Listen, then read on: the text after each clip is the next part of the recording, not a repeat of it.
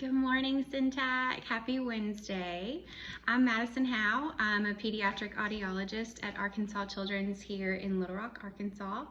I am so excited to get to bring you guys along for my day today. It's going to be a busy one. We've got a good day planned, so super excited to show you guys a little bit about what an audiologist does throughout the day. I'm going to put a question box on the next slide, so if you have questions, let's go ahead and get those coming in. I'd love to answer those today. My cat's saying good morning to you guys too.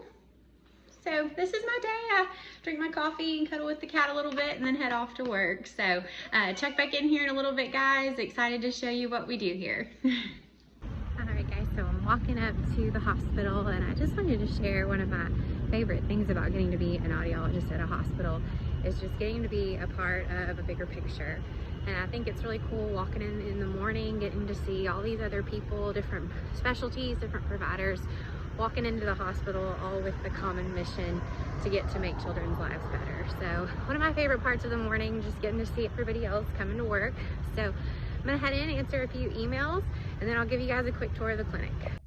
So a good bit of my day is spent in a sound booth. We're lucky here to have 7 different sound booths set up for testing, so this is just one of those, and this is my view a lot of the day, is at the audiometer looking through the window testing kids' hearing. Here in my office, and I wanted to share with y'all a little more about what our team as a whole does. So you're getting a glimpse into my day as an audiologist, but every single audiologist that works here, their day looks a little bit different. So we have 14 clinical audiologists and 6 educational audiologists, and everyone's day is different.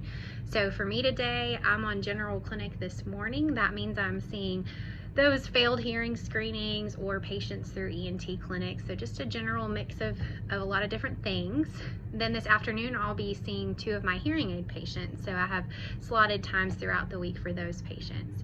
We also have audiologists that are on our bone anchored hearing aid team, as well as our cochlear implant team.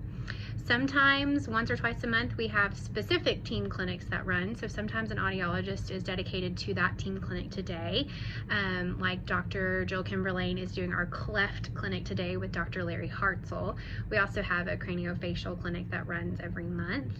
We've got some audiologists that are doing inpatient screenings, newborn hearing screenings. We've also got some that are doing diagnostic ABR. Those can be unsedated here in our clinic or sedated in the OR or coordinated with an MRI scan that is sedated. So we're running around the hospital a lot, doing outpatient, inpatient, lots of different things. Everyone's day looks different, but that's something that keeps it so exciting, is every day is different. I don't think I've ever had 2 days that looked the same as an audiologist, and so I really love the variety and I love how it keeps me on my toes. Just a quick update on how my morning's going. We've seen about 4 patients this morning. Some of them have been through ENT clinic, so just coming in for recurrent ear infections, getting a pre-op or a post-op tube audiogram done, and then we send them right next door over to our ENT team. I've also seen a few kids coming in for a hearing test prior to being cleared for enrolling in speech therapy. I've seen a couple of those.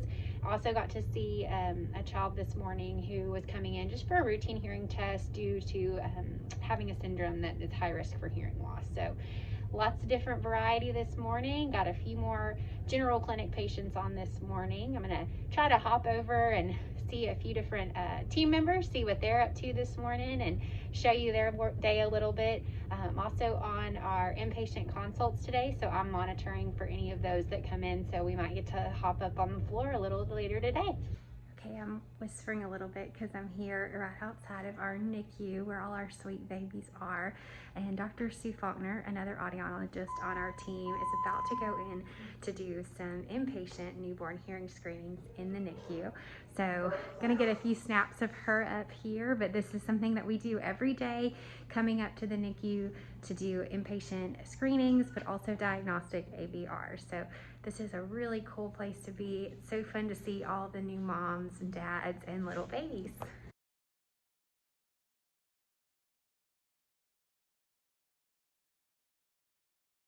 Here in the stairwell, I'm heading up to our HEMOC unit to do an inpatient consult.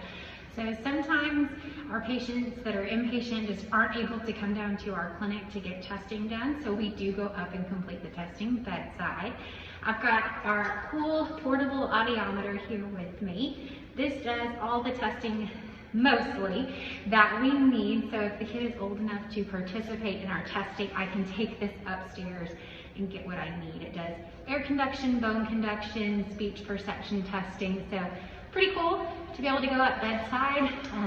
I love getting to meet new team members that we have up on the floor, get to know them and coordinate with other members of our team. Really helps me feel like I said earlier today, we're all here for the same mission.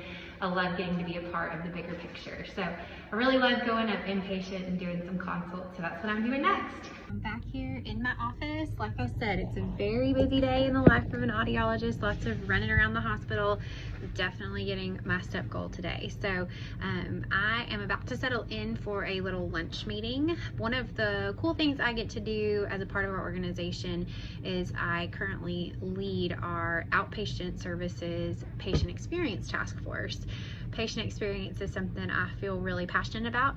Really enjoy getting to work with our team and our families to ensure that everyone's having a positive patient experience. So I'd love to hear, are you guys working on patient experience? Is that one of your focuses? I'm also gonna put a slide up with some links to some great resources that I use when I'm leading our patient experience group. The Barrel Institute is one of those that's really awesome. So show you guys a few of my slides for today and what we're gonna talk about. Right now, our meetings are virtual during this pandemic, but we will meet in person again someday. But today we're gonna kind of talk about our hospital scores. I then break it down by department. You can see all these departments on here are part of our ambulatory or outpatient care patient experience task force. We're starting a new fiscal year, so we're gonna kind of talk through some expectations. And then I'm going to focus in on kind of some MyChart stuff and like how we can improve patient experience when we use MyChart. So I usually just pick a different focus for each month's meeting. We meet about once a month. Really cool to get to work with our team on this and work on patient experience. After my lunch meeting, I had to hop right in with my hearing aid patient, first one for the afternoon. And for this particular patient, we were doing testing with their hearing aids on today. So we do routinely check unaided hearing or hearing without the hearing aids for those patients, but we also do hearing tests with the hearing aids on.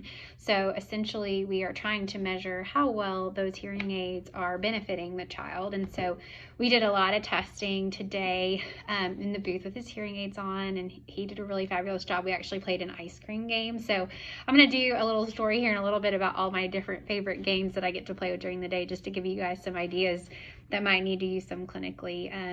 But yeah, and he picked up some really cool ear molds. So I'm going to talk about those here in a little bit too. So next I wanted to go over some of the hearing aid technology with you guys. Hearing aid technology is something that's always changing and growing, getting smarter. So we're constantly trying to do continuing ed on the latest and greatest technologies. So, back in the day, hearing aids looked a little bit more like these, kind of some bigger guys, but as technology's gotten better, we've been able to fit these into smaller devices. So kind of showing you some of the ones nowadays. We've got this little guy here. This is a super power hearing aid, which in comparison, this used to be a super power hearing aid. So we fit a lot more technology in smaller devices. This is also Bluetooth compatible, so it streams directly to an iPhone or a tablet. So it's really cool to get to give that technology to, especially like our teenage patients. They really do love that. So that's a really cool feature. Hearing aids aren't always super power. This is going to be more for, a severe hearing loss, but they can get as small as this little guy here. So this is a RIC, or receiver in the ear style hearing aid. And so sometimes they can be really tiny.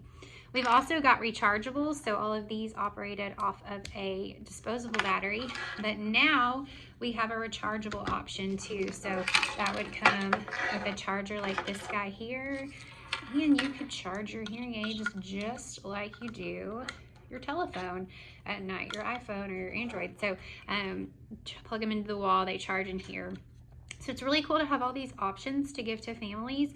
We spend a lot of time talking with the family about which one of these is going to fit best into their lifestyle, which is the best option for their child's hearing loss, which is going to work best for them with educational technology in the classroom, things like that. So lots of really cool technology around here. A really fun part of working with kids who have hearing aids is helping them personalize their hearing aids and make them fun. And one of the ways that we do that is through ear molds. So I want to show you a few cool ear mold samples that we have just so you can see how fun and personal and exciting we can make hearing aids. Here are a few ear molds. These are all ones that our patients have chosen, and you can see they come in all sorts of fun colors, and of course we can make them clear or as invisible too, but it's always fun to see what the kids pick out. We've got like an owl here, some really cool glitter, rainbows, flames. So always really cool to see the kids' personalities come out through what they choose for their ear molds. And I love getting to learn more about them through the process of picking out their ear molds. I'm about to go grab my second hearing aid patient for the afternoon, but I wanted to show you real quick just how close our audiology clinic is to ENT clinic, because we work a lot with them day in and day out. Each day of the week we are constantly in flow with ENT clinic. So this hallway here is part of the audiology clinic. You can see one of our booths right here, and then just a few short steps over here and we are in the ENT clinic. So over here is where you can find Syntec President Dr. Gresham Richter a few days a week running his ENT clinic. Let's kind of peek here in one of the rooms. So pretty cool to be really close to ENT. If I need an ear cleaned out before testing or anything like that, I can just walk a patient over here. If I see something kind of strange that I want ENT to look at, it's really easy for us to just add our patients on to ENT. My second hearing aid patient of the day, it's running a little bit late. So normally during this time, I catch up on paperwork or work on restocking things in the clinic. But today, since you guys are with me, we're gonna do something a little more fun. I wanna show you some of my favorite centering toys that we use. So these are what we use when we're testing babies or toddlers, and we really need to keep their attention while at the same time keeping them engaged and focused. So I wanna show you a few of my favorite centering toys that we use here. So books can be really great for this. I really love the Never Touch A series right now. So there's multiples of these. These are really great for kids with sensory needs. They've got lots of really good sensory things on them. They're actually pretty durable and really easy to wipe down. That's something really important to us, especially right now, but always in the pediatric world. We're cleaning toys constantly. So these have got lots of good little sensory things on them. So I'm really loving the Never Touch a book series right now. Also got some like little books. Those are always really fun to keep a kid's attention. I love the Fat Brain Toy Company. They've got some really cool centering toys. We've got some cool fidgety spinner toys. We've got some Squig suction cup toys. So these are ones that suction cup together, and so these will keep toddlers busy for a long time. Another one I love is this dimple toy, and it's kind of like the bubble pop back in the day when you were a kid and you got the bubble wrap out of the packing boxes. Really great for any sort of kid that's got like a, attention problem or sensory. This is just really great to give to them while I'm testing, keep them busy. I've even given this to some kids during like taking ear molds and stuff just to keep them busy. So I love this one. And I also love these little magic wand things. Kids get fascinated by these. And bubbles. Bubbles are always really fun. We're kind of switching to bubble guns for a little while that shoot out the bubbles instead of the blowing ones. Probably going to continue with the bubble guns for a while. But these are just some of the toys that we play with all day. Sometimes I feel like if you didn't know anything about audiology and you walked into our clinic, you'd think we were like play therapy, which is pretty fun. A question a lot of parents come in asking is, how are you going to test my 16-month-old's hearing? And the answer is, it's kind of like magic, but it's also a good lesson in back to college psychology class and Pavlov conditioning. So we use something called visual reinforcement audiometry. And what we basically do is we've got a parent sitting here. I'm kind of sitting where the parent would sit in the middle of our sound booth. And then we've got these speakers set up on each side. So the baby is facing forward. We play a sound to each direction. When the sound is played, the kid hears it, turns and looks and sees something cool light up. So we're basically playing some really loud sounds, conditioning this response for them to turn and look at all these cool animals that we've got.